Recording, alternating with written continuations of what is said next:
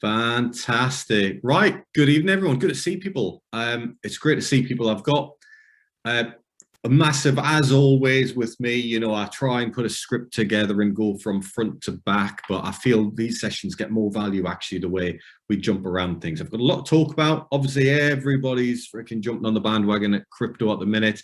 And one of the most important things I'm going to talk about with crypto tonight is in the next few weeks, a lot of people are going to make some dreadful mistakes, some dreadful decisions with their crypto. And we'll talk about that a little bit. And it's about you managing your own self and your own emotions as to what to do. Now, we spoke about overwhelm on the last session, and a lot of it has to do with that. A lot of people are going to be FOMOing into projects, especially when we see the flip-flacking, okay, between the majors, the Bitcoins and the Ethereums and the alts, because Ethereum will pump. I suspect we'll probably get a pump in Ethereum in the next 10 days is my prediction on that. Quite a substantial one at that as well. Not just a little one, you know, quite a substantial thing. I think we'll, you know, Bitcoin itself broke 70,000 today and is now trading below 70,000. And alts, like you'll see, are starting to trade down. It's the standard cycle of thing. Now, what happens is people try and chase those cycles. Okay, actually, I should have put this slide up first, shouldn't I? Let's start with that slide. People try and chase these cycles. As it says there, nothing's financial advice, all just my opinion, blah, blah, blah. People try and chase these cycles, and I've seen it, and I'm starting to see it, and I'm starting to see it in the messages that I get from people in this group and other groups which I'm involved in.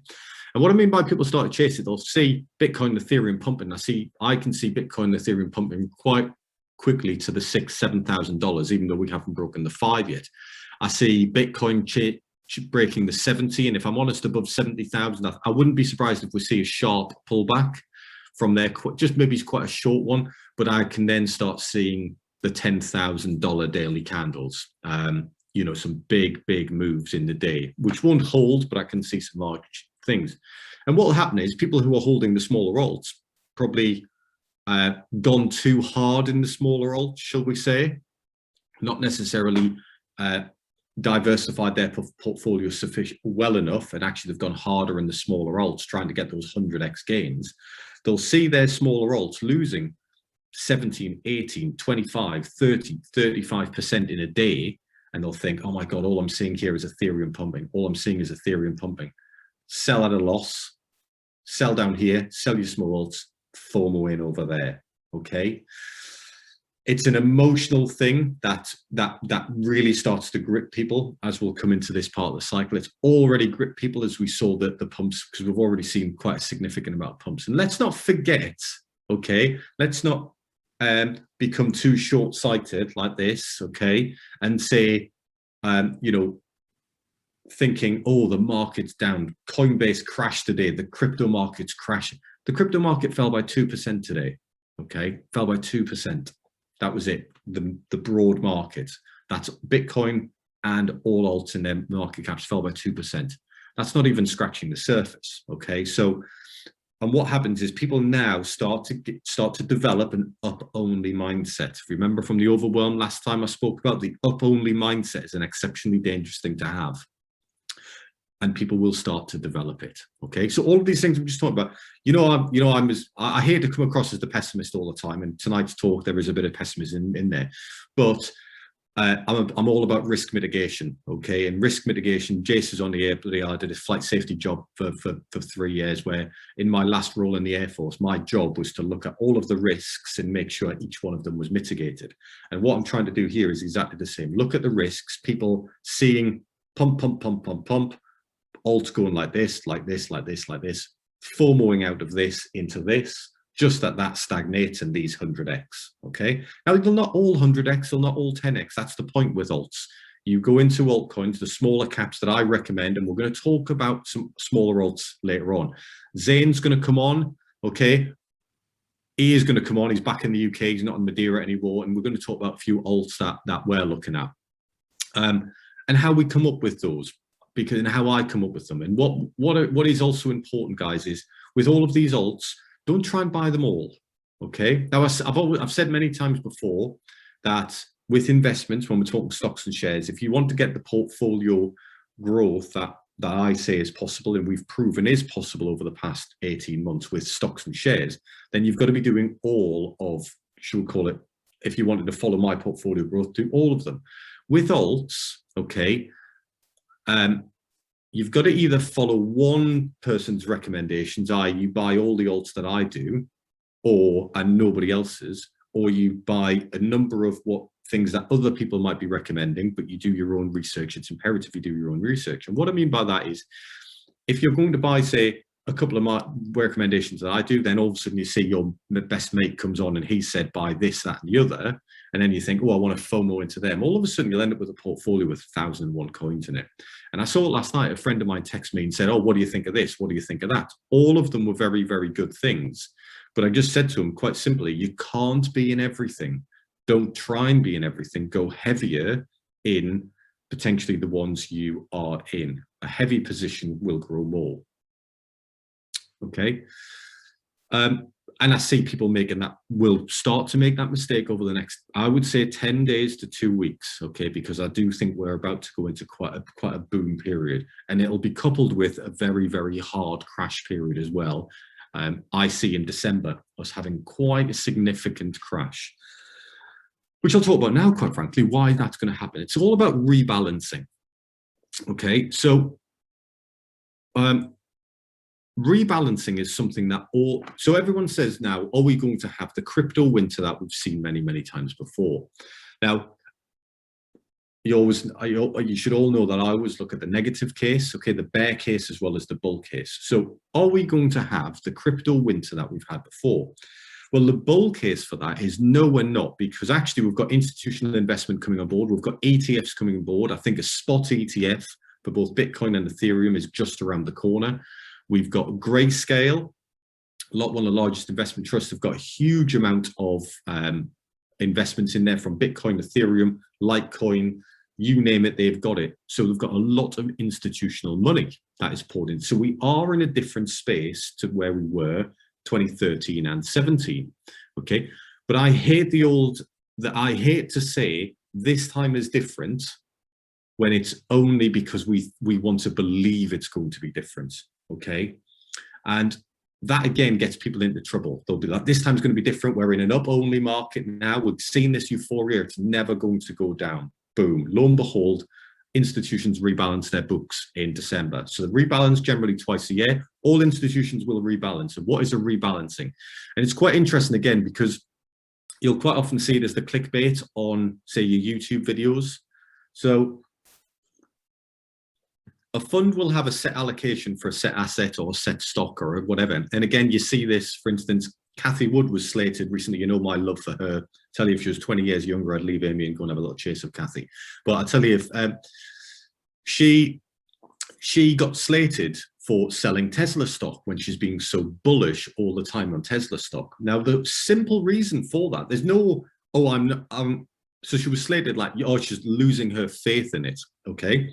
And it's not about taking, well, it is about taking profits, but it's subtly different. The reason being is when any fund is set up, percentage allocations are set for what they can hold. So her slating was about ARK Invest, where she has an X percentage for Tesla. And this was decreed at the start because it's a regulated fund and it has to be submitted to the regulators. We in this fund are going to hold X percentage of Tesla, X percentage of this, X percentage of that, and so on and so forth. That can change, okay? So they can change the percentage allocations, or they can add in a new stock and say, right, we now want to reduce our exposure, say, to Tesla, and we want to add in a new stock. That can all be done, but it has to pass through all of the board and all of the regulatory filings. So what's happened to Tesla over the past few weeks is it's just gone on a bloody rocket ship. Now, what that means is actually in her portfolio where she set out that she was going to have exposure to 40% of Tesla, 40% Tesla. As that's rocketed, her portfolio exposure, because Tesla's grown so much, will now be shown that Tesla forms 50% of her portfolio. Okay, so she has to rebalance. She has to remove some of those stocks. She's forced to sell, or the fund is forced to sell, in order to bring the Tesla allocation back to a total of 40%.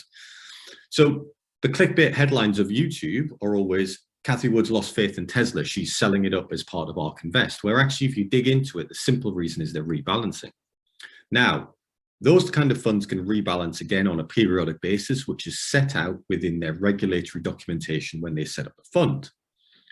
With the Bitcoin institutional investment now, there's a school of thought that they will rebalance in December. They generally do rebalancing twice a year. They'll take a bonus in January and they'll potentially rebalance in December. So what that simply means is all of these institutions that everyone's saying, we're in a different field now, the market's not going to crash, could well be rebalancing their books in December.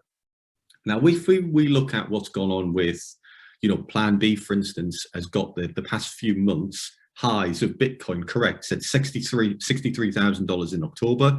He was plus or minus about 5%, and that got it perfectly. For November, he's at $98,000. Okay, and the way it's going, actually, I think that's a very, very fair shout. December being 113, I'm going to say off the top of my head.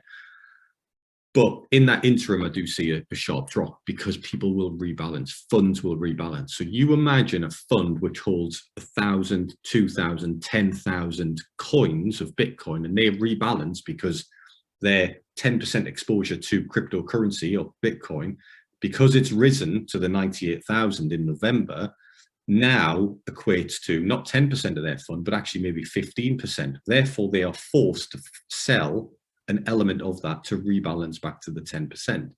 That will cause a significant downwards momentum in the market, more than just your 2%, more than your 3%, i.e. we're probably back to your 20, 30% correction. That's a school of thought. Nobody knows if that'll happen. Nobody knows. But if you look at standard institutional finance and the way funds are run, that's what happens. Okay, so it is to be expected. A rebalance will happen at some point. Nobody really knows when.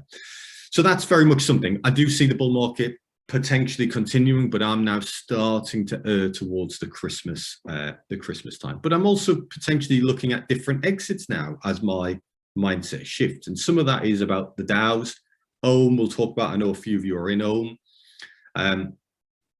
Then Zane's going to come on. We're going to talk about some small caps, how to buy them, node investing if we've got time. I see Jonas, you're already here. We might touch on that.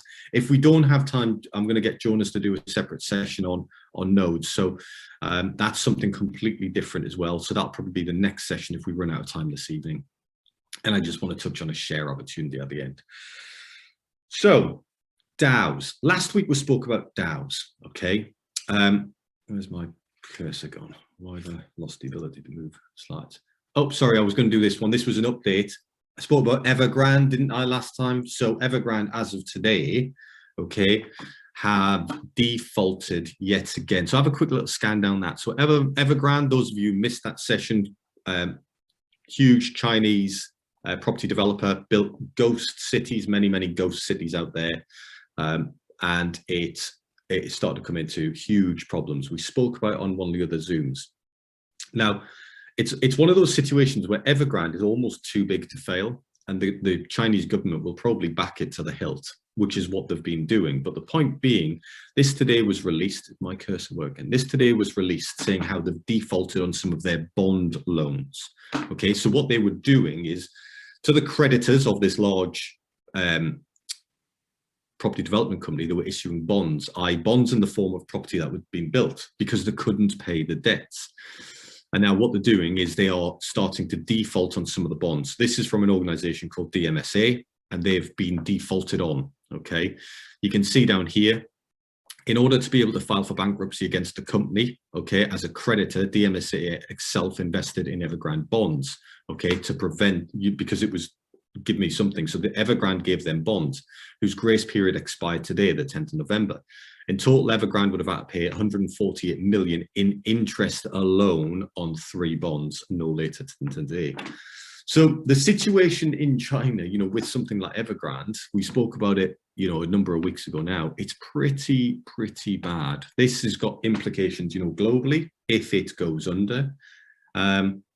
And we'll see. It's just something to keep an eye on. Again, it's something that you don't see in mainstream media, but potentially just open an eye, because if it goes under, it will bring and have ripples globally, as we spoke about on the other Zoom. What is having ripples globally, again, one of the issues comes from China, the power outages which are going on in China. Supply chain issues are everywhere at the moment. So, like it says here on the left-hand side there, container ships sitting off California, all of these were today, container ships sitting off California waiting to be unloaded.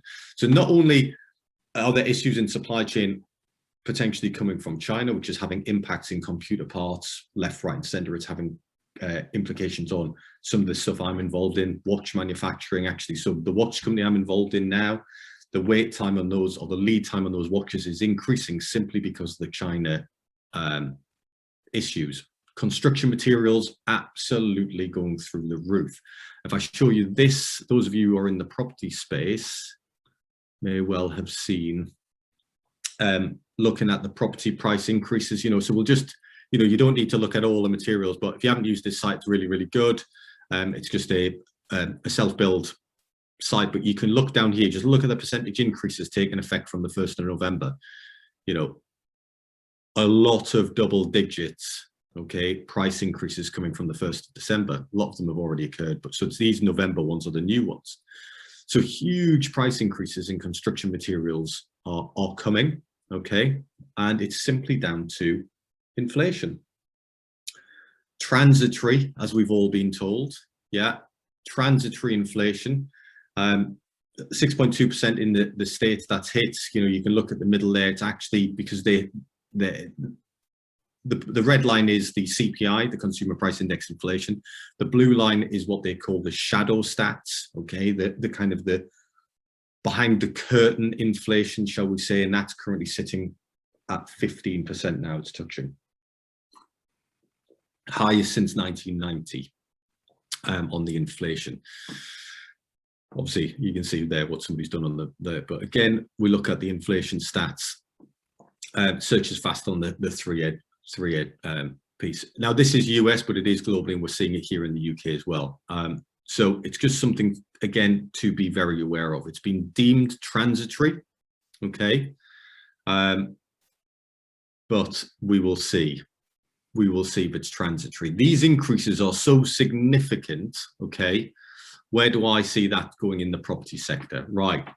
Property-wise, this week, not today, I was back on the ground today, looking at a piece of land, which I'm doing as a joint venture with the landowner, because I've backed out of a development this week. Why did I back out of that development? Because we had a QS. So again, those of you in the property space, quantity surveyor came around, produced his report, giving me the costings. So from the QS report being filed, from me having the first quotes on the initial tender to now, or last week, going to formal tender, the prices have increased to the point where the project is no longer viable. Now, the project technically is viable because what's happened, the prices in the region for those properties have increased at relatively same kind of pace. So the cost of the cost to do the conversions actually increased by about 15%. And in that region, you could argue, have property prices gone up 15%. The trouble is, the bank's comparables that they use on sold prices haven't changed. So all of a sudden, my cost of development has gone up. The bank's cost, or the bank's ability to lend, is based on the comparables in the region. They are looking at sold prices, which haven't yet reflected that increase. So the bank obviously changed their goalpost. I can't borrow enough to make it a viable development. There's no negotiation on the sale price of the property because that was already agreed. I went back to try and negotiate that, but quite rightly, he just gave me the rods and said, not a hope in hell. So I backed myself out of the development. It's a fantastic development. It'll work if it's a cash purchase, but if you're borrowing to get into that deal, then it's not viable. But the point being with that is that has had to change my mindset into that property development. how do I see this coming to a head? Right. Obviously, we've got property prices going skyrocketing. We've got material prices skyrocketing. As material prices and construction prices go up, it has to be reflected in the cost of property prices, because developers, house builders, etc., have to put that somewhere. So it's just simple. It's just a simple flow, money flow, that it has to go somewhere. Where it will fall down is the time and date when interest rates change. And if I'm honest, I can see that going on longer and longer and longer of them not changing. Okay. And actually, we're in a completely new world, if I'm honest, that nobody really knows what's going to go on. Me looking, are we going to see a Q1 next year interest rate rise? If inflation continues, then yes, 100%, I think we will. Okay. And I think that in itself will impact everything else I've just spoken about there. It'll impact the supply chain increase in prices, because the supply chain should have calmed down by then, and it'll increase the rocketing property prices. Property's it's a very good place to be. It's very hard to stack deals at the minute. Very hard. Hence why wasn't the recent voting at the Bank of England was 75, wasn't it? Whether to increase it or not. So which is basically undecided, isn't it? It's yeah. So therefore it's not conclusive. Therefore they won't. And that's why everyone's now saying, well, it will be Q1 next year, because it was so on the fence. But if inflation, which I think it will have to be if inflation continues. If inflation, the target's 4%. If 4% in this period, the Bank of England's target to 1.9 something percent is their actual base target. But what they've said is now their target is 4, to bring it down to 4, which will then stop them having to do an interest rate rise. We will see. If I was a betting man, if this inflation continues, we will 100% see one. And congratulations, Marcus, on the new daughter, Fantastic news. Cheers. She's sleeping at the minute. I love babies when they're sleeping. Yeah, exactly. You'll have them commiserations on your other news, but we won't say that one out. Yeah. So there we are. So that's that one. Right. And that brings me on to kind of DeFi, right? So we're now jumping into crypto. We spoke about DAOs last time, so I'm not going to go through this. You can read that if you weren't here for DAOs.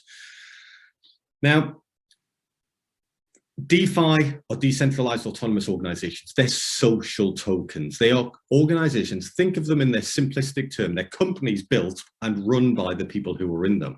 And it's a very interesting thing, the crowd, okay, will generally, and again, this has been proven many, many times, that actually group thinking can solve problems. Group thinking invests better. So again, good old Real Vision have their crypto bot portfolio, which their bot portfolio is formed up of the Real Vision. There's 22,000 people can vote. You can vote. You can just go and register on Real Vision as part of their crypto. It's free of charge, and you can vote in there. And it's basically, when I say vote, it's basically saying what's in your portfolio. And lo and behold, they've produced a portfolio of assets. They've done it for the S&P, so they've done it for a bucket of shares, and they've also done it for crypto.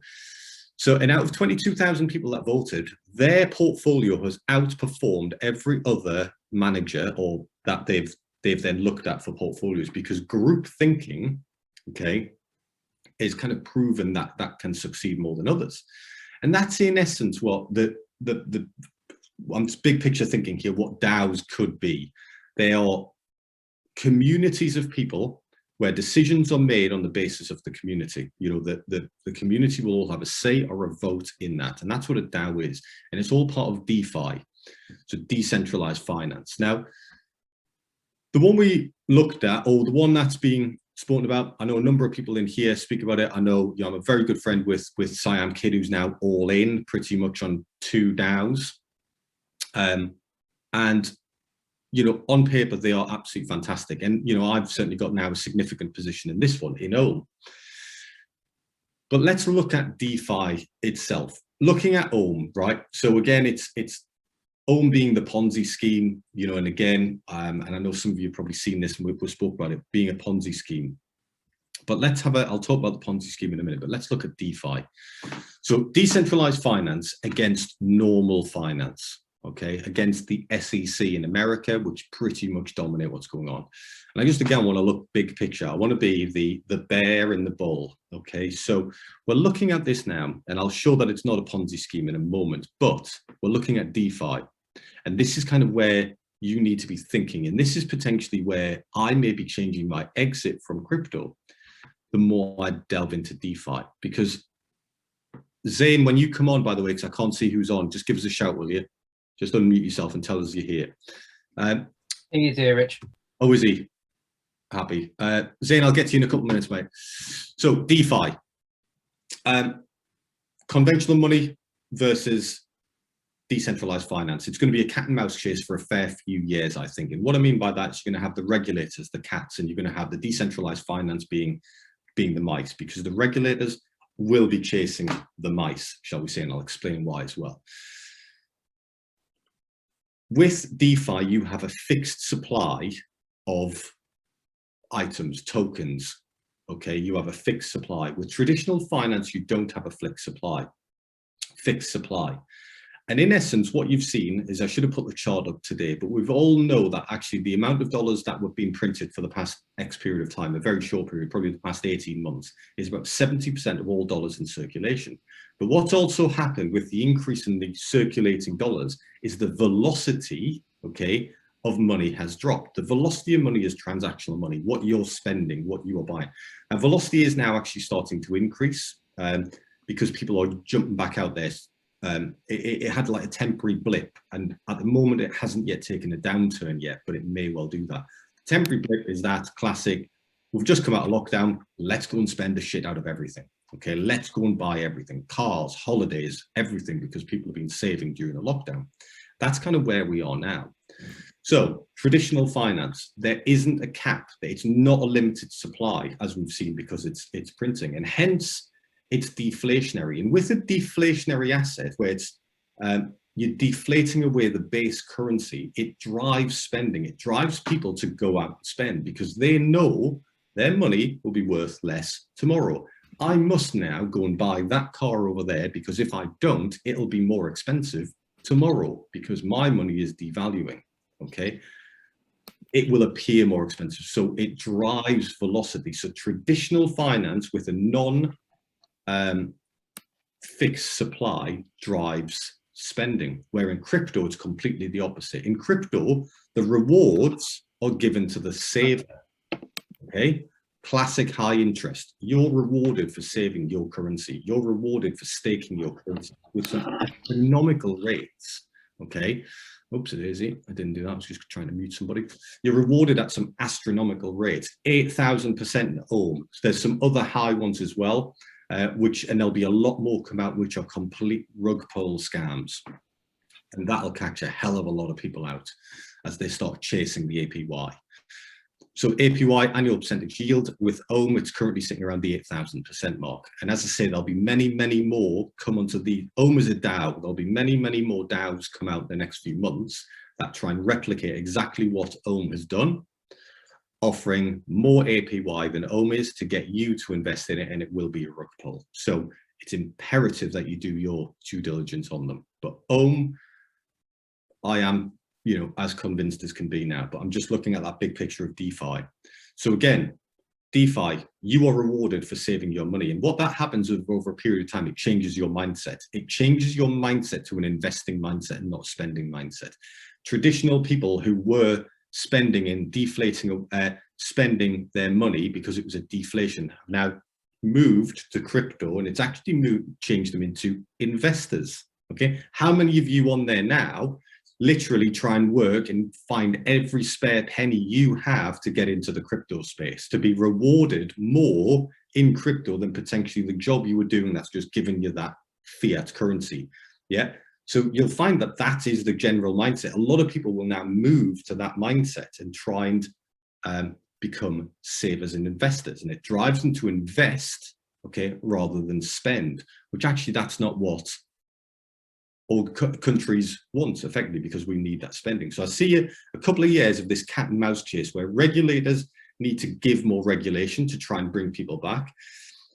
So because ultimately we're going to go to decentralized finance. Now we are going to go to decentralized insurance. We'll go to decentralized bond purchases. We'll go to decentralized. Everything in that regulated world will start to become decentralized.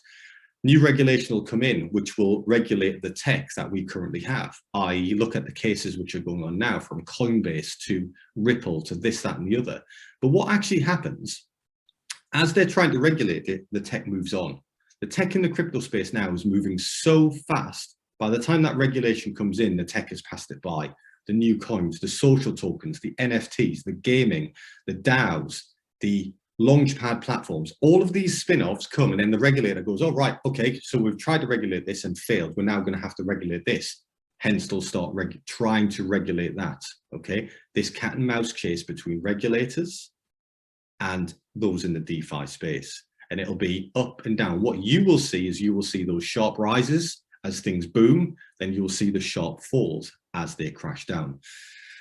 I saw an article today that 95%, okay, it said that 95% of all, I'm going to touch on NFTs at the end, 95% of all people who've invested in NFTs, the JPEGs of NFTs, okay, not what NFT technology is, but because all you're seeing at the front, it's like an iceberg, you're seeing the 5% of the iceberg at the top with NFTs.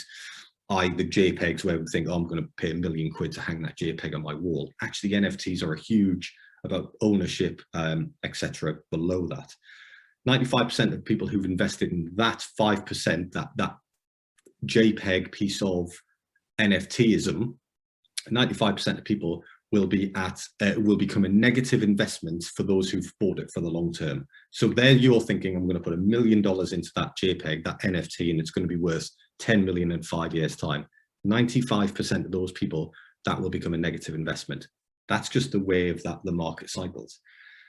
There's a huge amount of money to be made in NFTs, but just bear that in mind, if that made sense. That was in an article I read today, which I thought was fantastic.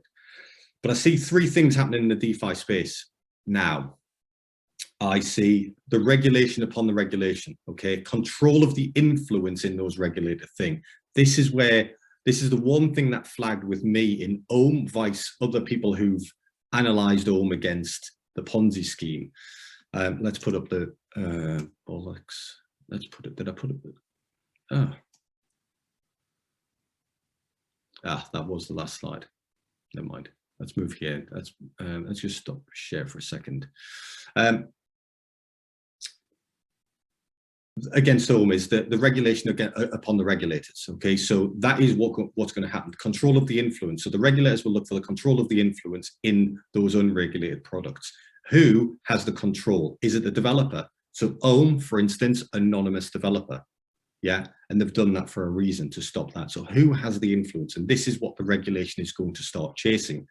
And that will cause more innovation to move forward. So what I'm getting at is those first movers in the scene, okay, won't be here in 12 months' time because the tech has moved that fast. We'll see the securities law change. So token, what I mean by that is tokens,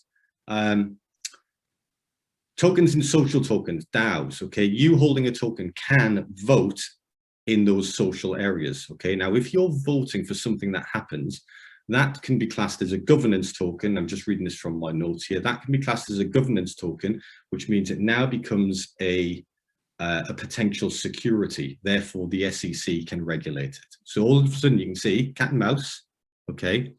Cat and mouse, we've produced a DAO to be free of regulation. You are now all voting on something that's going to happen within this DAO.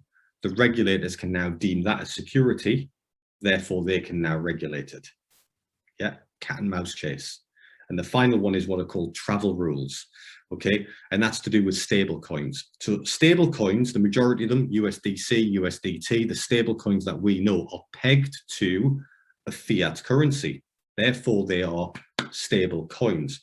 When they're pegged to an asset, so Ohm is pegged to DAI. DAI is being classed as a stable currency, but all of a sudden it's not, it's classed as it's a cryptocurrency, it's an asset, it's not pegged to fiat. So all of a sudden you're pegging Ohm to DAI, yeah? Because Ohm is pegged to DAI, it can be classed as a collective investment scheme, and once again, classed as a security. So you can see again, the regulation within this space is going to be phenomenal. It is going to change, and it is going to be this cat and mouse chase between regulation for a number of years. And that's only 3 examples of how something like OHM can be classed. Now, as a whole, as a DAO, it's fantastic. Okay, so I've dug into it a lot more, you know, and I do love it in the DAO. Now, where I see this going in the bigger picture, I see on-chain KYC regulation increasing. So the know your customer KYC. So on-chain KYC regulation increasing. Why? To comply with the Securities Commission. So they're all of a sudden there. They'll initially, so on-chain KYC will then start increasing. On-chain whitelisting will start increasing. Basically, that means that only the only way of investing in that is if you are have a whitelisted address, which basically means you've got to input more data to that. Okay, we've all seen this happening, okay, with all the exchanges, etc. have been doing this. Now they'll start off by telling you that it's to stop, it'll be fear-led. So they'll start by trying to do it with fear, and it'll be a fear-led thing. You've got to do KYC because we're doing it for anti-money laundering. We're doing it so we can then add an insurance product to back you, say, to $80,000 deposit, okay? Do you see what I'm saying? So they'll do it, they'll drive this out of fear, or they'll be instilling fear upon you. The underlying reason is tax evasion and tax collection, and also anti-competitive behavior. All of a sudden, they're trying to regulate this space. Now, that's me being very negative against DeFi, but what that means is actually it helps you predict the peaks and the troughs, the ups and the downs. Yeah, it helps you look at what's actually going to go on in this space. Where should I be investing? Should I park my money in there? Should I exit the crypto space, wait for a DAO that I've done some research on to crash, because the DAOs will crash as well when the whole crypto market crashes as well. They may recover quicker, but they will still crash. Do I exit the crypto market into USDT? Do I then wait for the DAO to crash? Then I invest my stable coin that I've exited the mainstream crypto market out of into a DAO that by that point might be paying 1,000% APY. Do you see where my mindset may be changing on my exit? Yeah, I may well invest a significant portion on that, but then I'll be monitoring it closely, waiting for this cat and mouse, waiting for the regulators to turn their eye to that DAO to then potentially exit back to stable. It becomes a far more active investment in something that I would actively need to invest next year, but it's starting to potentially change the way I look at my exit. My base exit hasn't changed. All-time high plus 10%, remove some. Plus 10%, remove some, okay, etc., etc. that I've spoken about a number of times. It just simply means that that speed of DeFi over the next couple of years is going to be a very, very volatile place. Kane, my friend, you on? We'll have a quick little chat, because I know you're monitoring 2 potentially expensive trades. What I call him, Kane, Zane, I meant. Hello, mate. Can you hear me now? I can, mate. Yeah, you're. Yeah. I'm just you couldn't make it up. Just as I've come on, obviously Bitcoin's decided to dump, so I'm going to be multitasking, and I do apologise while I'm doing so.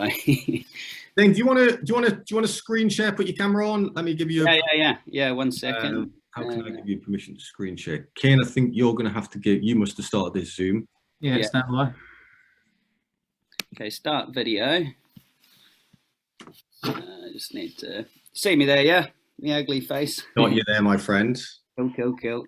You should now have access zone. Cool. All right, buddy. 1 second. Screen share. Okay, you got it now? We have. There we are. Fantastic. So. Brilliant. Oh, it has started dump, hasn't it? Yeah. So, I mean, you couldn't make it up. Of course, it was going to start doing it just when I need to. Just then, I need to do this. Anyway, buddy. So, so I'll run through quickly what I had in mind to discuss with everyone. Just quickly. So, Zane obviously wasn't here the other week, guys. You've probably heard Zane talking on the pre-recorded. Zane was in Madeira, had a number of internet issues, shall we say, didn't get himself on that night. Zane, like myself, it's funny actually. Zane's a pilot as well, flies jump planes and VIP aircraft. That's not how we came across each other. We actually came across each other in the crypto space. So actually, we both got a passion for aviation and both got a passion for crypto.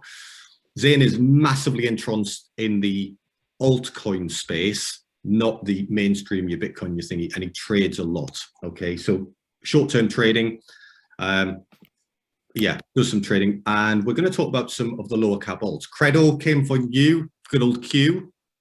Came from the main recommendation. We'll talk about that because everybody thinks they've missed the boat, and Zane, you're still adding into your position for Q. We'll talk about a couple of others that you've spoken about and why you've spoken about them. So, mate, you just take the floor. I know you're probably going to have to jump off. That's why as soon as you're done, then I'll just yeah, that's absolutely fine, mate. Yeah, like I say, I apologise if I keep flicking back and forth, but yeah, it's just my luck. Yeah. So anyway, I'm not going to dive too deep into individual projects. I think it's really important you do your own research if you're going to invest in that project, and not to trust, the likes of myself. Now, I think the most important thing is when you're looking for new projects is assess where the narrative is in the market. Okay, and you can get yourself a head start. So, for example, at the moment we've got the narrative is gaming. Okay, so there's still a lot of gaming altcoins, which I'll mention in this video to you guys, that are still undervalued and still haven't pumped. But if you're to be ahead of the game and get into these type of altcoins before the rest of the crowd gets in, you need to be looking at what you think the potential next narrative could be. So, for example, high on my radar at the moment is the likes of launch pads. Okay, so you've seen gaming crypto go absolutely through the roof. And launch pads, if you look at the likes of Paid Network, I'm sure you have, Rich, it's just gone down and it's flatlined. Okay, and so that's really, really high on my radar, because basically what happens, I'm not sure how familiar you guys are with how things work, but it tends to go in narratives. So you'll get the gaming boom, then you'll get the launchpad boom, then you'll get the NFT boom, then you'll get, it just keeps going on. You'll get DEXs, you'll get swapping platforms. Everything kind of goes in phases. Although I think the gaming booms, I've said it to multiple people, I think I'm almost all in on gaming now. I've adjusted my portfolio to basically be, I think it's about 85% gaming, because I see the gaming sector is very much like purchasing Bitcoin when it was at I don't know, $10. That's how small it is in comparison to the size of the actual market. The gaming market is worth hundreds of billions, and there's only a very, very small percentage has tapped into the likes of crypto. So that's where my focus is at the moment. So what I'll do is I'll run through a few coins, and like I say, up to you guys to do your own research. I'm just saying what I kind of see. So I'm just going to this one, move this around. Where's CoinGecko?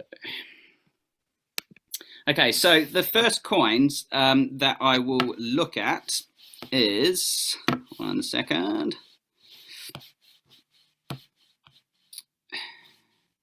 Okay, so we'll stick with the gaming narrative initially to start with. So what I tend to look for with coins is, obviously the first thing is market cap, and then the second thing is how much has it done. Okay, so a perfect example is a coin called BYG, Black Eye Galaxy. And now I see this coin, it's a metaverse coin. I see this coin doing quite a lot more. And like I say, don't trust me, do your own research, make your own decision. But if we have a look at what it's done, so I picked this coin up about, I think I mentioned it, Rich, was it what, a week and a half, 2 weeks ago? Yeah. So, okay, so if you look at this coin, yes, it looks like you wouldn't want to touch it. It's done almost 1,000% or 11x in the space of 2 weeks. You look at the chart, yeah, that looks pretty scary. For me, I'm still adding to this because obviously it would be better to wait for a pullback or a larger pullback. But with these smaller cap altcoins, they kind of they go against the realm, or they go against the norm. So, for example, this is a 7.2 million market cap. But that's it. You base most of your gain on market cap, don't you? As you should, Yeah. So I mean, the thing is, to move the price of a 7.2 million market cap coin requires obviously a lot less money than something with the likes of 100 million market cap coin. So like I say, I'm not personally. I mean, I'd recommend to newcomers be very careful when you invest in coins that have done this much this fast, because you can get very, very nasty pullbacks. But in saying that, I look at the market cap of this coin, I look at the team behind it, I look at the particular product, and I see 7 million market cap is low. In my mind, I look at 7 million and say, right, for that to get, I mean, when I first mentioned it, it was 1 million market cap.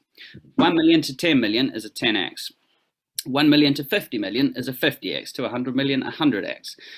So that's kind of the first points I note when I look at coins is market cap, what they've done, and have they still got room to grow. Now I'll run through. Firstly, mate, what I'll do is I'll run through a few of the projects so they can possibly note them down. These projects are all very, very high on my radar, and I've been pretty good with my calls recently, haven't I, mate? A couple of shaky ones. Well, not shaky ones, but ones which are sat low. But I think it'll go as well when I've looked. Oh, they will. Yeah, they definitely will. They will. Yeah, it's like I'm not a massive fan of paid where you love it. I can see paids. I can see paids. I know you're going. That's Launchpad, but I can see paid being me personally. A next cycle where you are convinced it's a this cycle. But yeah, I think it'll be this cycle, mate. I think it'll do something. Don't get me wrong. Just well, let's bring up paid chart. I mean, I've seen it because I've been tracking paid for a long time, and I've seen what it does. And when it moves, it really moves. So it's a long way down. It would be a decent little put. Decent, it's a decent little. Yeah. For me, it's a small. You may be holding that for a long time, but I've no doubt, like you say, with a market cap of 61 million. I mean, look at the chart. That to me, that is an absolute. I've met the guy that runs paid. Kyle Chase, his name is, and he's got some. Sorry, buddy, I'm just flicking over. He's got some very, very big ideas, and he's. I like paid. I think it's a brilliant project, and if you look at the project, that is a screaming buy. That's flatlined, and then if you start to look at, this is also how I look at coins. I don't know, I haven't looked at this one for a while, but if you look at the longer version chart, so it's, yeah, I wouldn't say it's good. This is what I said on the group. I don't think it's going to go anytime soon. I think the gaming boom is going to have its time first, but generally what you start to look for is a gradual increase in volume on the chart and a steady and a stable flatline price. So if you look when it's flatlined, if you start seeing the volume start to increase gradually on a flat line and it's not doing anything, generally indicates more interest and more potentially more buyers and a potential surge in price at some point. But with paid, I'm confident. I'm very confident. I'm almost, well, you can never be bloody certain in crypto. That would be a silly thing to do. But in saying that, you look at where the all-time high was, and the all-time high, I think it was like $6 something. Look at the price now, it's 50 cents. So that's 13x almost off the bat, just to get to all-time highs. And you look at the projects that are launching off paid. They're excellent projects. They're not half nitty-gritty projects. They are very, very strong projects that are launching. So to me, it's no brainer. But that's just me. Yeah, I think you've gone. It's just that, like I said, that it's just that allocate correctly. Yeah, don't be like, fuck me. Yeah, Then said it's the 13x straight off the bat. I'm going to go all in. Which yeah. No, I mean, it's likely. I'm almost certain it will reach all-time highs. You can never, as I say, you never be certain, but yeah, I'm confident it will, just by looking at the projects. And the other thing with paid, see, I reckon, I don't know if you guys can still see the screen, yeah? Yeah, I think what's going to happen here is we come down here, bounce off, and then go. See what happens. See how right or unright I am. I think that's what's going to happen. Yeah. Anyway, so the thing is with these launch pads is, at the end of the day, I'm not too phased at what the Launchpad token does. I'm more, because obviously the whole point in obtaining these Launchpad tokens is to get into the likes of IDOs or IGOs, or initial coin offerings. So obviously the more of that particular Launchpad token you hold, potentially the higher the allocation you can get for a private sale, which means more money in before it reaches the public, which potentially, like I've mentioned in that video we recorded, oh, that's looking nasty. You get higher allocation, and you can get 5 to 100x straight off the bat. So, sorry, mate, I'm just trying to multitask here. 1 second. Right. Anyway, so I'll just run. You can still hear me, all right? Yeah. Yeah, absolutely, mate. Brilliant. All right. So what we'll do in a second, I'm just going to open it up on my phone so I can watch it and don't have to quickly. Sorry about this, mate, but it's just me luck. The bitty just starts dumping just as I'm coming on. Right.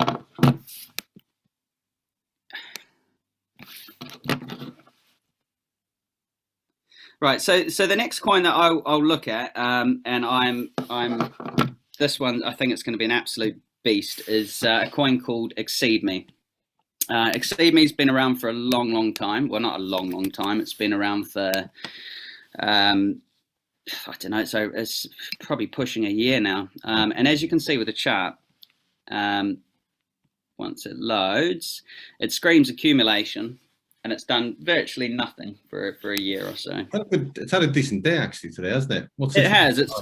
Yeah. Yeah, it has. So I mean, it has done something, but it's kind of just flatlined and not done a heck of a lot. It hasn't been that exciting. I got into this when it first came out. It's been out for longer than 30 days. I don't know why it doesn't give you the year, but I think it's about 8 months it's been out for. Fantastic project.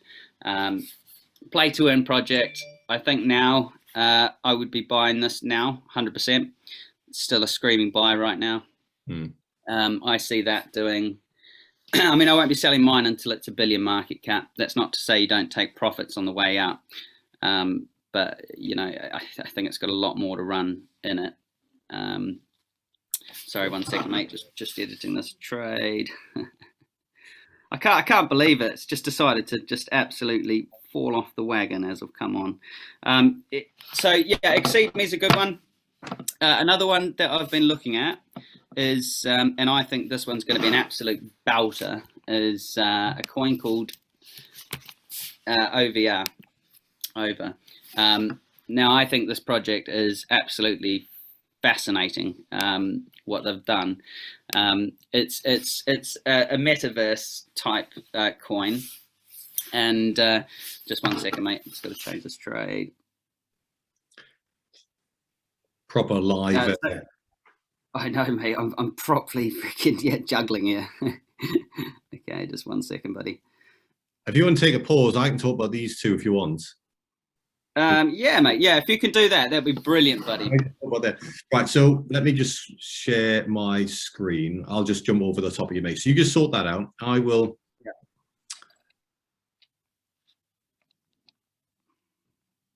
Right, let me open up that one there.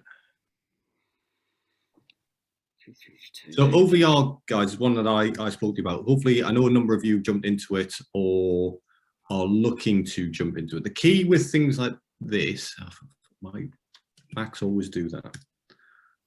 The key with things like this is that you look at that, like Zane's just said, and most people are blinded by this here.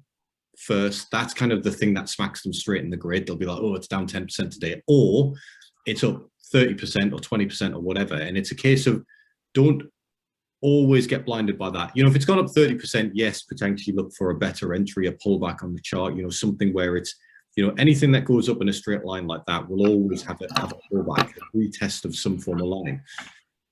But ultimately, it is the market cap. Now, like Zane said there, he wants a billion market cap. I don't know if I'll stay in it as long as that.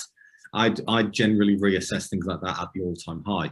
But it is an amazing project. And the reason I say that is I'm not disagreeing with Zane, but it's time horizons. Okay, will that hit $1 billion before I look to exit at the end of this bull cycle, or before the narrative goes from gaming to launch pads or metaverse?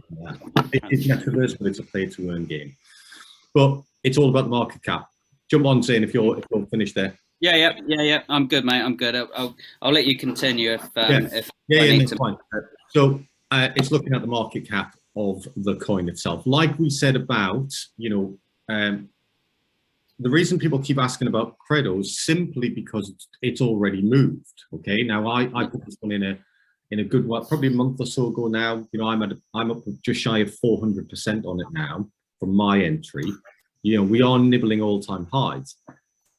So people say, is it too late to get in this? And it's almost a daily thing in the group. And it's not that it's too late, because this one I do see at $1 billion.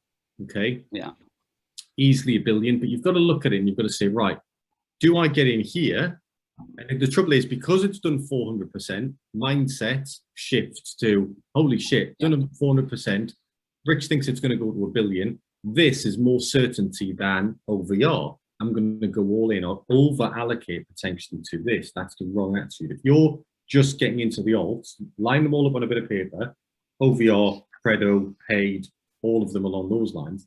Decide on how much you're going to allocate. Look at market caps or all-time highs. Would I be entering this now at an all-time high? Probably not. Okay. It's also another a good point to note, Rich, which is often and I think we spoke about this the other day. It's often misinterpreted by newcomers to crypto. Just because a market cap is higher doesn't necessarily mean it can't do as much, if not more, than a smaller market cap coin. Yeah. So I've been asked that question a lot, and I see people trying to get into low market caps just to try and get that 100x or 50x. You look at some of the larger, even the plus 1 billion market cap coins. You look at some of the gaming altcoins and see what they've done in the last week. There's multiple coins out there over $1 billion market cap that have done 300-400% this week, 300%. So it's not always about the market cap. And just to touch on what you said, it is. I do look at the market cap, but I also look at the fundamentals and the team behind it. So if the market cap and the team or the research I've done marry up, and I still think there's a lot of potential to grow, and that market cap is potentially far undervalued for the team and the project itself, then I'll ape in. But if they don't marry up, then it's, if it's a super high market cap and you think, the project's average, the team's not that great, I probably wouldn't touch it. Yeah. Do you look at the number of coins at all, or is that not important? Do you mean like the fully diluted? Yeah, because you look at a stock at the float to know whether it's going to boom or not. Yeah, I do. I look at the fully diluted and see how many obviously coins are released, and yeah, it does. Obviously, if you've got a heck of a lot of coins to be released, what that does to what it tends to do, or is expected to do to the price, is lower it. Obviously, it's like inflation, isn't it? When you've got a load of coins to release, but they haven't all been purchased yet, you release more, the price should theoretically go down. So that is a bit of a warning sign if you've got a very, very large diluted and not all the coins are being released. But in saying that, it's hard to say, because good projects, what I'm finding now, the more IDOs and IGOs that I get in, or initial coin offerings, or in basic sense, the more a lot of these projects are being very careful with the likes of the vesting schedule. So for those that don't know what a vesting schedule is basically when a coin gets released, the private sale, or if I get in before the public, you airdropped X amount, say I don't know, say 20% initially, and then it's put on a vesting schedule that you get, say, 5%, 10% per month on an ongoing basis until you've received your full 100% allocation. But what I'm finding now with projects is, earlier on in the year, you'd be airdropped on the initial investment. You'd be airdropped immediately on release, maybe 50%. Now I'm finding projects are being super cautious. So, for example, Dark Frontiers. So I'm in that IGO, but I don't receive the full allocation of. So it's basically for that one, is I receive 20%, and then it's a 4-month cliff, meaning I get nothing for 4 months, and then after that 4 months, then it's I think it's 5 per month. So I won't receive my full allocation for 2 years or just over a year and a half. So what I'm finding with projects now is they're being super cautious with their approach, and what they're trying to do is they're trying to avoid, you can never fully avoid it, but they're trying to avoid the massive pump and dump that you see with a lot of coins when they launch. And all that is when projects launch, that's all the private sales. They take their money at, say for example, you've had 100% allocation straight off the bat. You know, anyone in their right mind after launch would sell after 10x, wouldn't you? And so that's what happens to projects. But what I'm trying to get at is some of these projects will have a larger, fully diluted market cap because, partly because of the cautious vesting schedule, because they're not all released yet. So yeah, that's my take on that. OVR you work on. So like we said, again, like I think I've said in the group, guys, I funded my OVR with my Credo profits. So again, it's just, you know, when I'm taking profit now from coins, I'm funding the smaller caps rather than going into stable. And again, like I said in the report there, for these next 6 weeks, you are going to be looking more at, instead of yes, the team's important, yes, the projects are important, but if they're not talking about those projects and they're not getting them out there producing good news and then getting the influencers behind them, you know, talking about them on Twitter, you can have a brilliant project in the pipeline, okay? But if it's not at the forefront and you're not talking about it now, it ain't going to be booming in the next 6 weeks, okay? So you want to be looking for the projects like Credo, team behind it, imminently something on the horizon, always talking on their Twitter feeds and their Discords about things that are coming out now. And again, it's imperative that you use these links here and really look into people. So you were OVR. Right, we did OVR. What was next on the list? We did paid, OVR. Yeah, and I've got, sorry, mate, just 1 second. This is going bonkers at the minute. Hang on. Sorry, mate. Right, so the next one that I was going to talk about was Epic, EPIK. Man, that's going absolutely bonkers. What is? The Bitcoin is going absolutely nuts. Is it? Yeah. I'm trying to manage these bloody trades. No, I think it's fine. I think we're going to get a very, very strong bounce in a second. This is a typical. I don't know if you can see my screen. I'll open up a Bitcoin share. Are you going to share? Are you? Yeah, is that all right? Yeah, go for it. Yeah. So what you see with Bitcoin, I mean, it happens every time, and I thought it was going to happen this time. Is before a pump, you'll see this. You'll see a massive dump, and it's basically trying to push out all the over leveraged longs like myself. Have you just been liquidated? No, I'm not liquidated, not yet. Not yet, mate, not yet. Hang on 1 second. Is that your liquidation line on there? Oh no, that's just your no, I'm lowering it. This is just for my Solana. Oh no, that's Bitcoin. No, I haven't been liquidated, not yet. We'll see. I'll let you know if I do. My liquidation's quite low, mate, so and I've got me stop loss at break even. But anyway, so what you'll see now is a wick, and then we should see it get very freaking volatile in a second. It'll be very volatile, and then we'll see hopefully a massive green candle. I can already see it on my chart here. We will see. Yeah, we will see. Yeah, Epic. I saw something about Epic today. Actually, they've released again so again, going back to the things I said in the report, influencers, positive news. Epic Prime, follow their Twitter. I'm not in Epic. Yeah.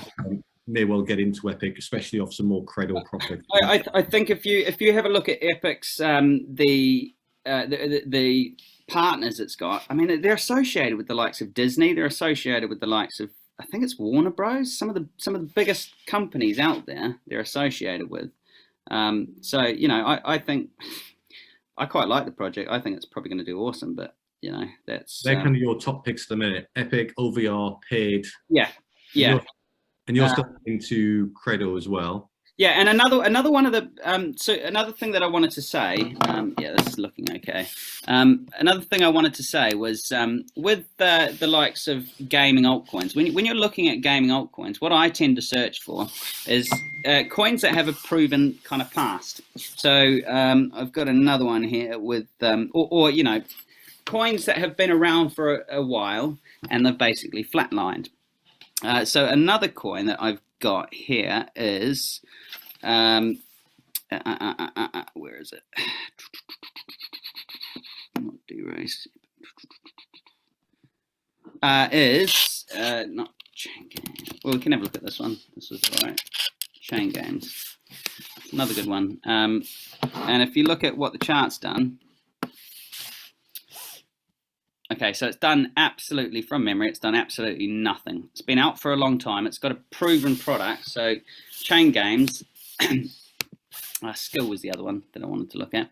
So if you look at, come on, this internet. Right, so if you look at what it's done, and it's done virtually nothing for the past, you know, since March. This product, or this particular project has a working product. So that's something I also look at. Things that have live games or games that actually work. A lot of the projects that you can invest in the gaming sector, they don't actually have a game that's out or publicly released yet. So another perfect example, which I think I'm going to go pretty heavy into this one, is Crypto Blades or Skill. So market cap is, I think this market cap's around 15 to 20 million. Skill, Crypto Blades, they actually have a live game. It's live. It's actually fully released. And you look what it's done. It's been forgotten about by the market. It's been absolutely forgotten about. So obviously the peak here was 150. We're at 15, so that's a 10x from now. And we're in a gaming boom. To me, I see that as an absolute screaming buy. Yeah, you just look for things that have basically been forgotten about by the market, that have had a proven history. This has got a proven history with an all-time high of 150. I know for a fact they've got the game has been reviewed as quite good, and they've got a strong team working behind them. So you just look at the fundamentals and the whole picture on projects, and you can get a good gist, you know, on what to pick. It's not rocket science, but you've just got to look where the market's going. And the market tends to forget about particular projects. And then when it does go, so the likes of this one, I mean, you've seen how fast it went here. When they do go, they go very, very quickly. And that's why I can't stress it enough, the importance of getting in these projects like now. And it's like you mentioned earlier, Rich. This can be scary to jump into or throw money at. You're throwing money at something that has done nothing. It's went up all this, you know, $150, 10x from now, and it's been sitting since, you know, well, let's say August. It's virtually just, well, actually from July, it's just a constant downtrend. Yeah. But this is really how you pick up. If you find projects, and this is why I say with paid, if you find projects, they've done this and they're flatlined, and you're confident they've got a strong team, they've got a strong an example, this one, a strong game. Zane, what determines a strong team, in your opinion? What is it, just on previous projects they worked on? Yeah, so for me, what I do, I dig quite deep, mate. I dig really, really deep. So what I mean, I've got them up here. So I kind of kick myself in the backside on this one. But what I tend to, and I would highly recommend it for newcomers. There we are. We're getting a decent bounce, I think. There we are. Yeah, we'll get a bounce here. Anyway, so what I tend to look at, and for a newcomer, I'd highly recommend to go with public teams. So a lot of these coins that launch, or a lot of these smaller cap altcoins, will be private. So they won't actually be, you know, they're not public. So they're completely anonymous. And that's because of what, you know, I was talking about earlier on. Teams now are becoming anonymous because the release of their teams is now infringing security law. Yeah. So that's, I mean, that's something I do take weight on. I like a public team. I like to know who's, you know, who's running a project. But a thing that kind of stung me, and I still stand by my decision, was a while ago. I mean, I still think Game Starter. I think this one's going to do absolutely fantastic. London-based team. You look at the LinkedIn profiles of these guys, and going back on your question, the way I look into it, I dig deep. So I look into the likes of their LinkedIn profiles, and this is what swayed me towards Game Starter opposed to the likes of GameFi. So if I go to the GameFi team, I think they're still anonymous. This is what swayed me to buying Game. I'm just going to move this out the way. Where's it? Oh, somewhere in here, but they're anonymous. So this particular project, the team's anonymous. So I couldn't find. I could see bits and bobs about them, but I couldn't. When I clicked on their LinkedIn profiles, here we are, our team. So here we are. So you can't see much about them. And then when I went on to the likes of their LinkedIn profiles, and I'll show you an example. You look how many connections they've got. I mean, one connection. GameFi. Let's go into. You can go into multiple team members, and all the team members on this game. It's a fake profile, that, isn't it? Well, yeah, I know you think so, but in saying that, they're programmers though, aren't they? They should have a pretty flash one. In hindsight, this project is actually a very, very strong project, and in hindsight, a lot of these guys are very, very up there. They've made some. I think it's Red Labs they run. But so I went through every single one of these developers, and they're all the same. You look at their LinkedIn profiles, or they don't even have one, and they've got very, very head of operations. There's nothing to click on. So what I did is I was comparing that to the likes of Game Starter, and when I went on Game Starter, if I can get to not the IGO, I just want to go on. You can see the team. They're fully public, and their LinkedIn profiles. You look how many connections they've got. We'll show you an example once we get onto it. They've got hundreds, well, if not thousands of connections. So that's what swayed me into going into Game Starter. But to cut things short, that's what I do. Is I look into the teams, and I think that's really important, because if you see previous projects that they've worked on, you can kind of get a gist on where the where the project's potentially going to go. I don't think I can find anything on their team here. Let's see if I can find it.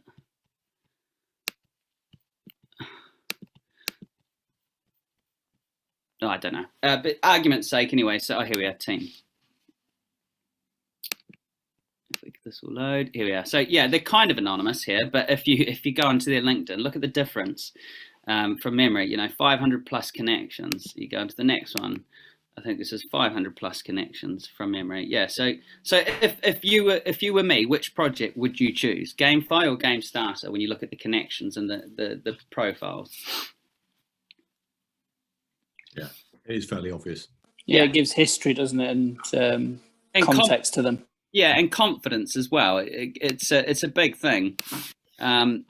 And anyway, so I'll quickly run through I think I've got a couple more.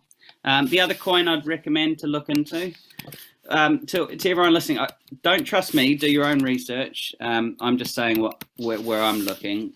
D-Race hasn't done anything, I don't think, yet. No, D-Race is still fine. I like this project. I think I can't see it not doing well, and I think it's bloody cool what they've got doing. Is the likes of horse betting and virtual racing and all that stuff. That's another game I'd look into. A few that I think have been forgotten about, and I think will do very, very well, is especially when the likes of Polkadot starts running, is PDEX. And Kylan is another one, which is on the dot ecosystem. Yeah, I love Kylan, actually. I think Kylan's a brilliant project. I see that doing, who knows? I think it's an awesome project. A few of the others I've got here. So like I say, mate, it all depends on.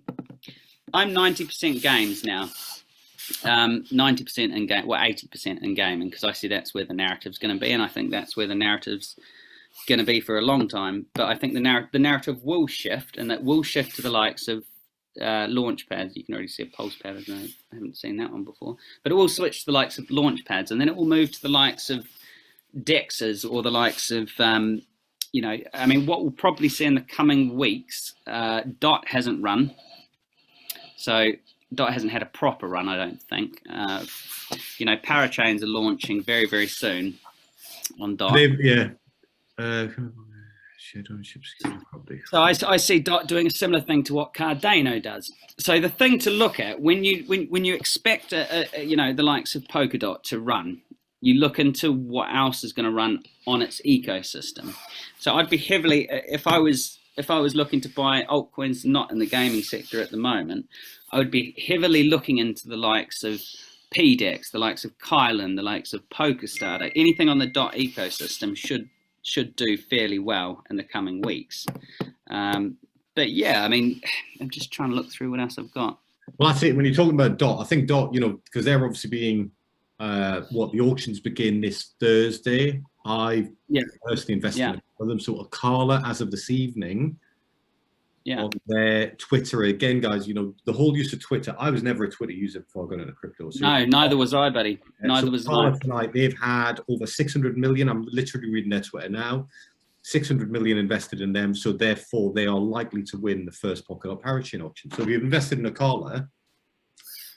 It was almost a dead cert, if I'm brutally honest. The returns aren't going to be as high as some of the potentially the other ones. But those of you who invested in Akala coming out the bat, because that one's been open for the past week or so, looks like they've already won it. So your tokens will be locked up for 2 years, and then you'll get free. There's something else I was going to say, and I've got that jotted down on my notes, Rich, is I can't stress, I was never a Twitter user before crypto, but I can't stress the importance of it.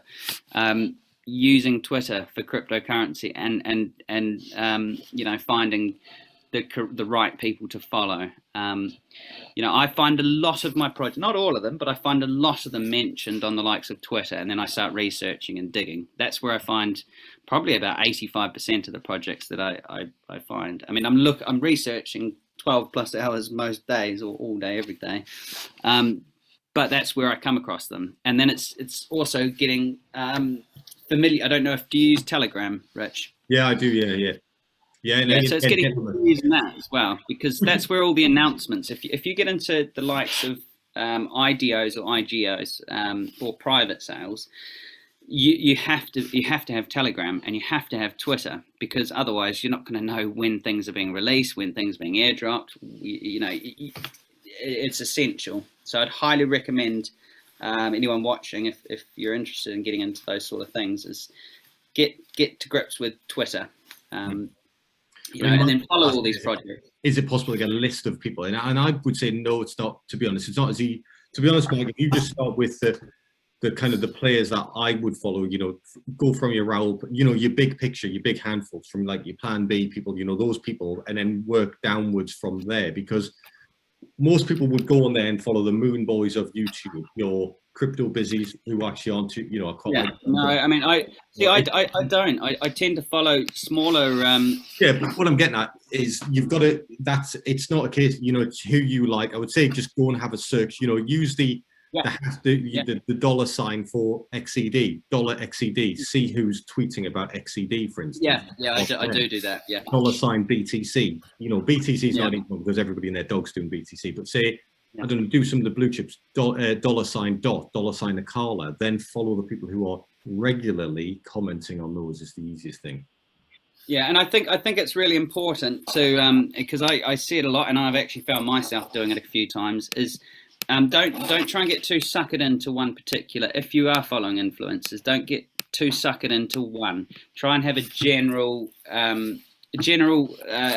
or following, or you're following a few of them, and you're not just putting too much weight onto one, because at the end of the day, it's they don't care if you lose money. It's not their problem.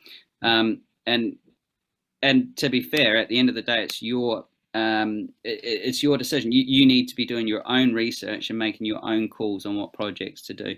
And that's why I say digging deep.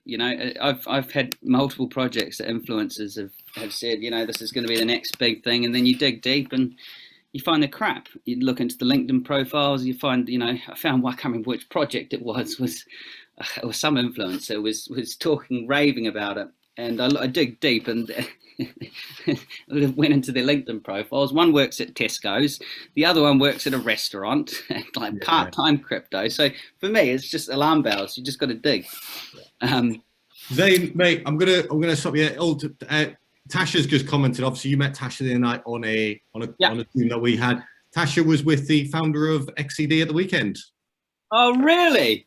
Yeah, I know him. I've been hanging out with him quite a bit. He lives in Portugal, but every time he's in London, I always hang out with him and stuff. They got the new soldiers coming out, right? The new soldiers. Yeah.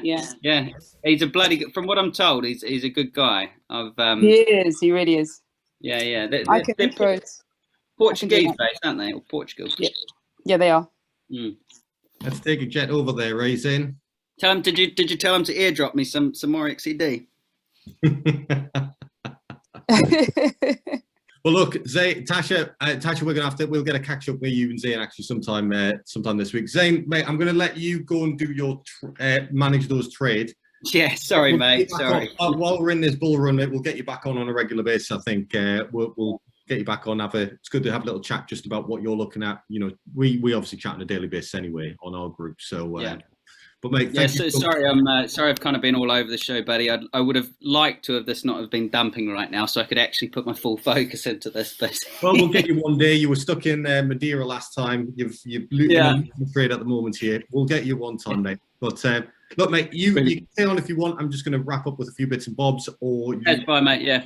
Sweet. Cheers, mate. Thank you so much. Cheers, mate. Let me stop his screen sharing there. Can I stop participants sharing? There we are. Hopefully that was useful, people, on that one. I'm just going to quickly show a few more bits and bobs that I had. Have a little look. Let's have a look what I had open, shall we? Zane, he's muted there. Inflation we've talked about. Look at that, Epic. I even had it open. How great minds, Epic Prime. So again, I saw somebody ask about the ticker for Epic. Ensure you get the right one, because there are, if you look at Epic, don't end up in Epic Protocol. Obviously, by all means, look at Epic Protocol and go and do your research, but I haven't really well looked at it. So a few things just to wrap up, which are kind of old things, but I just want to confirm for those people who are just trying to buy some of these. Quite often I'll get asked, where do you buy them? Okay, and again, this site here, learn to use CoinGecko, get around it, start using it. So on CoinGecko, quite simply, if you don't know where to buy these things, scroll down to the bottom and it'll tell you where you can swap them. Okay, if for instance you don't want to use swap platforms like that, or you don't know how to use swap platforms like that, okay, if there is a Fox next to the contract address, then you can swap it on MetaMask. Simple as that. MetaMask wallet, send some Ethereum in there if it's on the, look up what chain it's on, but again, send some Ethereum or some Binance, some BSC there.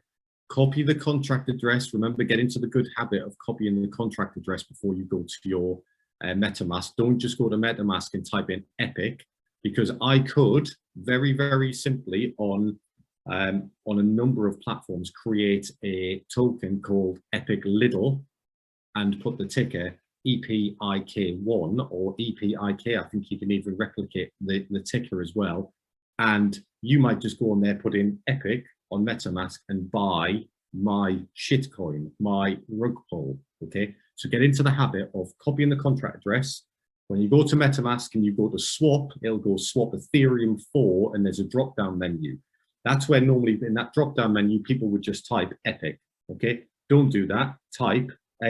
Paste the contract address and it will come up with the correct one. So just some basics, but it's the basics, okay? Getting the basics wrong are the things that will ultimately mean that you would get it wrong. That's where you buy them. The chain point. How do you check what chain it's on? Simply go on. I'm not going to open up my... I mean, I've done it before. I've pasted in. Right. So there, it's on the Ethereum chain. You see. Okay. Simple. Yeah. And if it's got something, what is on the other Credo's on both chains now? I believe. Rich, with Epic there, if you click on the three dots next to the Fox, does that not show if it's also on Binance? Yeah. I thought it usually as a kind of a quickie, it would just come up with there. I thought Credo was, and that hasn't got it. Let's just go back to Epic. The easiest way is just go into your MetaMask, go into the BSC chain, see if it'll swap it. Yeah, I'm just getting Tell you what, Binance Smart Chain. not found sort of error message. Yeah. Okay, so that's easy swaps. That's where it's available. Down here, if need be. There was some, what else have I got open up at the top? Bank of England, yeah, I spoke about that. That's quite an interesting one. Article out today, if you haven't read that, BBC News. Taking the next steps in digital currency. Again, a good article to go and read on that one. US inflation, price increase across the board. Rome down, Olympus down. So Olympus down, so those of you who don't know, go and read into it, okay? So the Dow, like I said, you know, the APY rate is currently at 8,000%, which sounds ridiculous, okay? And as I say, I'm not going to sit here and become a salesman for Olympus. As I say, I know a number of people who have gone heavily into Olympus, heavily into the Dows. For me personally, I've got quite a significant position now in this. Mike, you asked about unstaking it. Yes, I have unstaked. I did that as part of my trial when I was kind of testing this out. And it's very simple, an unstaking process. You will unstake the amount of, it's a very straightforward process. Unstake it, send it back to your MetaMask. Where do you want to cash out? Me personally, at the moment, I'm cashing out from Kraken. In fact, I've only cashed out once. The rest of it's still sat in exchanges, but I have done the full process, and I go to Kraken, and then I went Kraken to a Monzo account, and I opened up that Monzo account simply for crypto because my TSB, having transferred money from TSB I've got a TSB in a Barclays and a TSB business account, and having transferred it from all of those accounts since probably 2016, 2017, because I've never had any other bank accounts, they stopped me this year. Monzo are very much the friendly crypto account. So I have done that full transaction from unstaking it to MetaMask, to Kraken, to Monzo, back out as cash. Richard, yeah, there's a little trick you can use with unstaking. I've just found out recently, which is you can now buy staked OM. It's already pre-staked. So if you go to Uniswap, you can actually staked OM, isn't it? SOM. Yeah, so you don't have to stake it anymore. You can just go to Uniswap exchange. Yeah. And buy it already pre-staked, and then you just swap it straight from Ethereum, whatever, and then you just sits in your balance, and then it automatically rebases. So you can eliminate the staking and unstaking part of it and save yourself that transaction on Ethereum network, which is really expensive. Where then does that staked OM sit? In your MetaMask rather than on the OM network? If it's in your MetaMask wallet, that is effectively your Olympus DAO account, because once it's connected to the website, it doesn't even have to be connected. It just recognizes it sits on the blockchain. If you own it on the blockchain, the staked OM, it will automatically rebase because you own it. That's it. So you're saving you're saving those transaction gas fees. Sorry, the staking gas fees. Correct. Yes, and you're saving on the way out as well. So on the way in and on the way out. So I did that today with a friend because I haven't done it yet, but I did it for a friend on over lunchtime, and she bought some, and she just bought it staked already, and it's on Uniswap, and it was amazing. Yeah. So you then don't go to the OM platform and stake it there; it's automatically staked already. Yeah, you can go to the platform still just to keep an eye on it. In fact, she didn't even approve the spend amount on a contract because she didn't need to. She just watches it on a MetaMask, and it gives you a balance there as well, because I think MetaMask app now gives you a rough balance of what it's worth as well underneath in grey or something. So you don't even have to really connect it fully to the web. Yeah, but I did wonder, and it does say stake them. I did wonder that. Interesting. Yeah, that's a little tip there. Yeah, pre-staked OM from somebody else. How interesting. There we are. Yeah. Does that also mean that you don't need to unstake it? Can you just trade it back out to ETH when you're ready? Yeah, that's right. You can just swap it straight back to ETH and then back to your bank.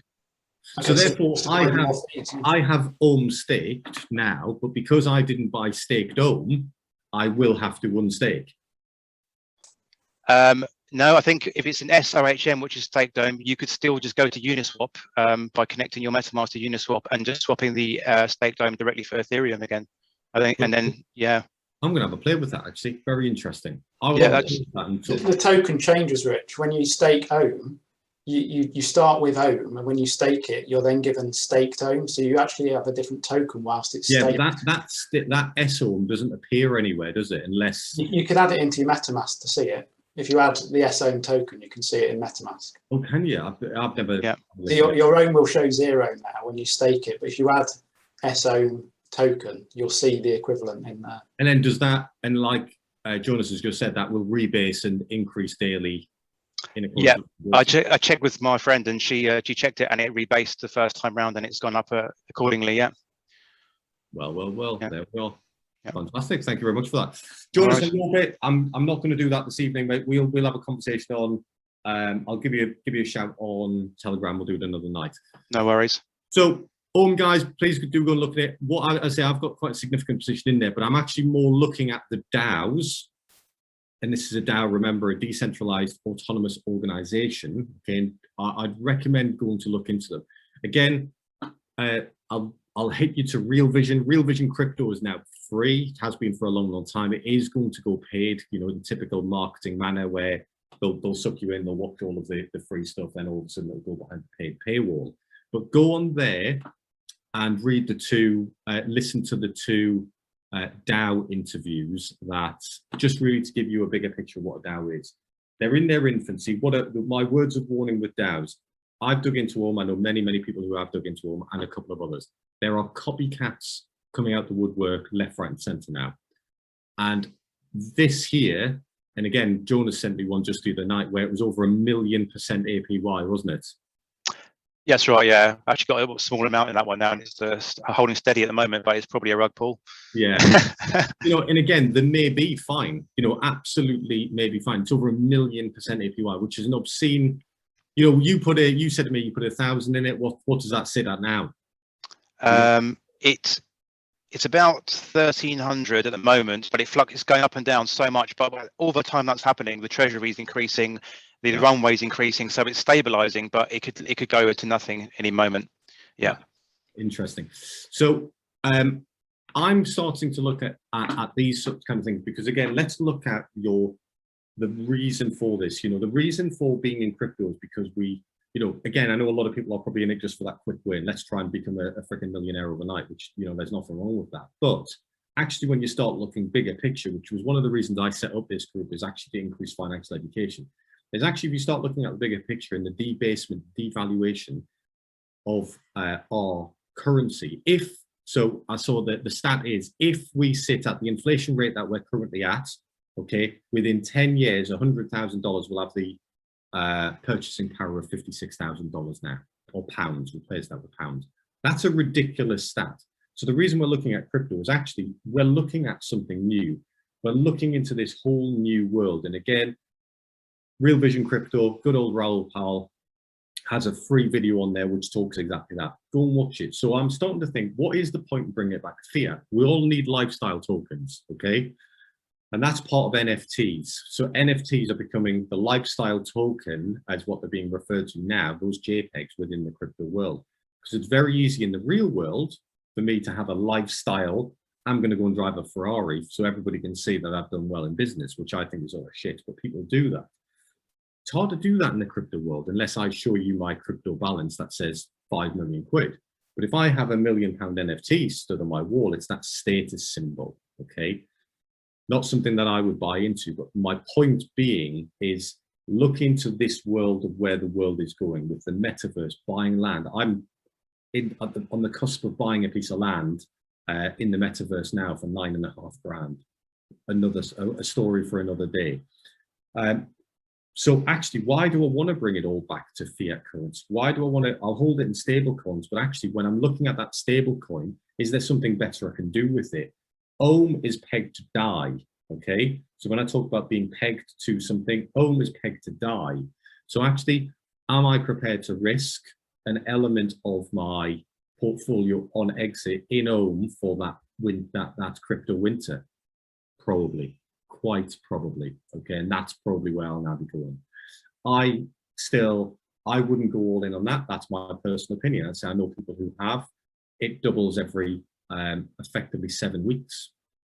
So actually, if I went all in on this, would my crypto portfolio double in 7 weeks? Probably not. But what if this halves in value? There's all sorts of connotations that you need to look at. But my point being, I'm now looking at DAOs to get me through the crypto winter. Right, it's been a long one. Zane is a young lad, fountain of knowledge on alts. Really, really, really good on his alt stuff, and I'll get him back on regularly, guys. You know, he's a really, really good lad. I say he doesn't look like a VIP pilot. So he used to fly a private jet for a Russian billionaire. Doesn't anymore because the Russians sold the jet, and he's now gone full time into crypto. So obviously we bond on the flying side as well as the crypto side. But I'll get him back on regularly if you see value in that. I'm just going to rattle down some questions, guys.